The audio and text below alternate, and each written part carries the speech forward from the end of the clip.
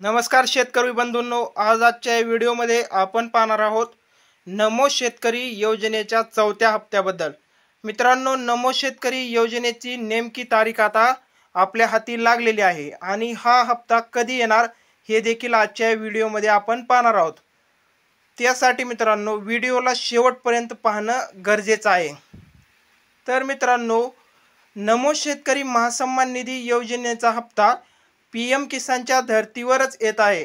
यामुळे पीएम किसानचा हप्ता गेल्या 18 तारखेला पंतप्रधान नरेंद्रजी मोदी यांच्या हस्ते वितरित करण्यात आलेला आहे आणि या हप्त्याच्या वितरणानंतर अवघ्या 15 ते 18 दिवसाच्या आत नमो शेतकरीचा पुढील हप्ता देखील शेतकऱ्यांच्या खात्यामध्ये वेळोवेळी जमा होत राहिलेला आहे।